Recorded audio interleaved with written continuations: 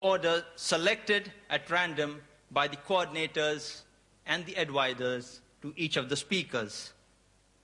Ladies and gentlemen, to address you today, Dr. William Campbell.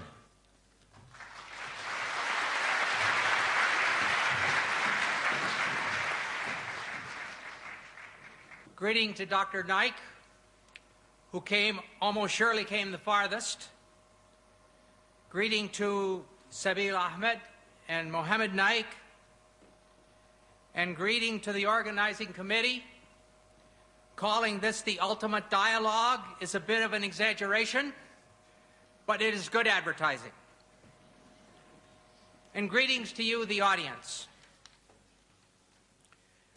I'd like to also bring greetings in the name of Yahweh, or better known as Jehovah, the great Creator God who loves us.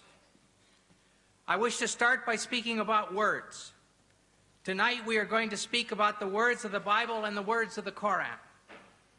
The scholars of modern linguistics tell us a word, a phrase, or sentence means what it meant to the speaker and the person or crowd of people listening. In the case of the Quran, what it meant to Muhammad and those listening to him.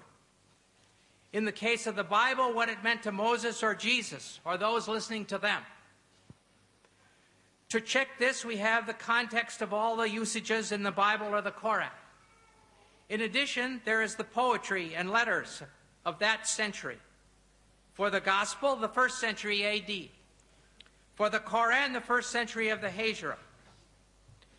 If we are going to follow the truth, we may not make up new meanings. If we are seriously after truth, there are no permissible lies. Here is an example of what I'm talking about. You can have the first slide here.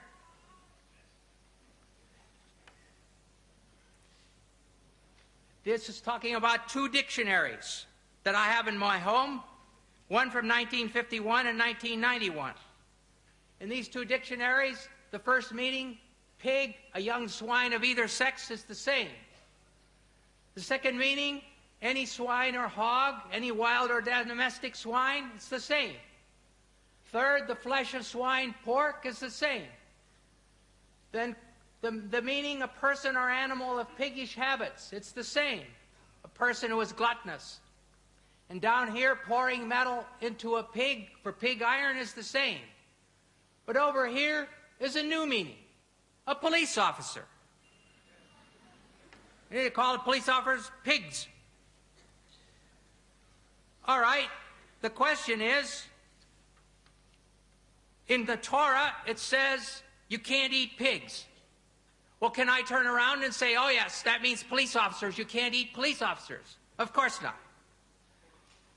In the Quran, Allah says can't eat pigs. Can I translate it, can't eat police officers? No. It's wrong. It would be stupid. It would be lying, actually. Muhammad did not mean police officers. Moses did not mean police officers. We may not have any new meanings. We must use the meanings known in the 1st century AD for the Bible, or that is for the Gospel, and the 1st century of the Hijrah for the Quran. Now let us look at what the Quran says about embryology.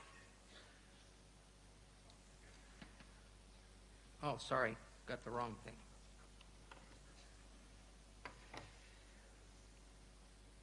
It has been said that the idea of the embryo developing through stages is a modern one, and that the Quran is anticipating modern embryology by depicting differing stages. In a pamphlet entitled Highlights of Human Embryology by Keith Moore, Dr. Moore claims the realization that the embryo develops in stages in the uterus was not discussed or illustrated until the 15th century. We will weigh this claim by considering the meaning of the Arabic words used by the Quran, and secondly, by examining the historical situation leading up to and surrounding the Quran.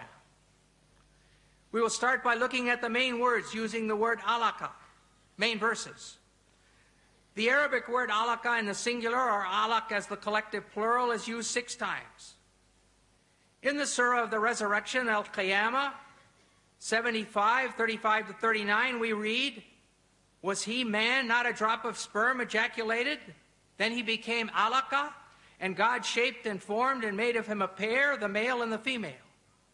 In the Surah of the Believer, Al-Mu'min, 40:67, it says, "He it is who created you from dust, then from a sperm drop, then from a leech-like clot, alaka, then brings you forth as a child, that perhaps you may understand." In the Surah of the Pilgrimage, Al-Hajj 22:5, it says, "O mankind, if you have doubt about the resurrection, consider that we have created you from dust, then from a drop of seed, then from a clot, alaka, then from a little lump of flesh, shapely and shapeless." And finally, the fullest treatment is in the Surah of the Believers, Al-Mu'minun, 23:12-14, which reads, "Verily, we created man from a product of wet earth, then placed him as a drop of seed in a safe lodging. Then we fashioned the drop a clot, alaka, and of the clot we fashioned a lump, and of the lump we fashioned bones, and we clothed the bones with meat. Then we produced it as another creation." And here you have the stages according to the Quran. Nutfa, sperm; alaka, clot; mudagha, piece of meat; adam, bones; and the fifth stage, dressing the bones with muscles. Over the last 100+ years, this word alaka has been translated as follows. There's 10 translations here. I'm not going to read them all.